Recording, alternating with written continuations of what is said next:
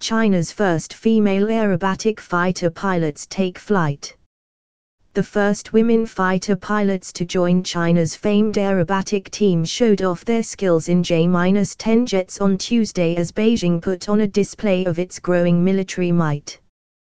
The pair strode to their fighter planes in lockstep with male pilots, all wearing identical green jumpsuits and sunglasses, as part of a performance by the Chinese Air Force's August 1 aerobatic group at the country's premier airshow.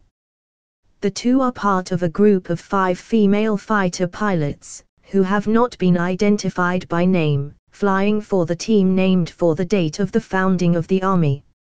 State media has reported the women are the first to join the group.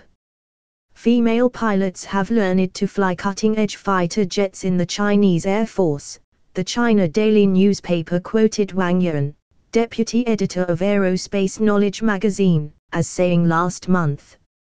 It means the Air Force has diversified its pilot pool and can recruit more female pilots, he said.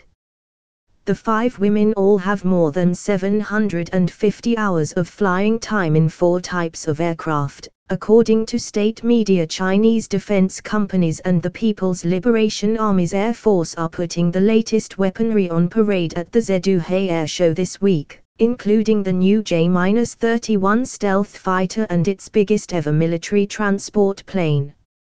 At the last show in 2012, exhibitors displayed only a model of the next-generation fighter J-31. China has steadily increased its defense budget for years, with funding projected to rise more than 12% to $132 billion in 2014, but the United States has accused Beijing of underreporting its spending by as much as 20% in the past. The spending rises have spooked some of China's Asian neighbors, including Japan, which has a long-running territorial dispute with Beijing over islands in the East China Sea. The Chinese group is performing alongside the Russian Air Force Knights aerobatic team flying Su-27 fighters, as well as the United Arab Emirates Air Force Performance Team. A Russian Su-35 fighter, also on display at the show, has drawn admiring crowds eager to see the supermaneuverable plane. But South Korea's Black Eagles cancelled an appearance under pressure from the United States over their sensitive use of the T-50, a supersonic aircraft jointly developed by Korea Aerospace Industries and U.S. defense firm Lockheed Martin. Instead, organizers have placed a large photo of the T-50 on a board, so visitors can pretend to take the stick in the cutout and pose for photos.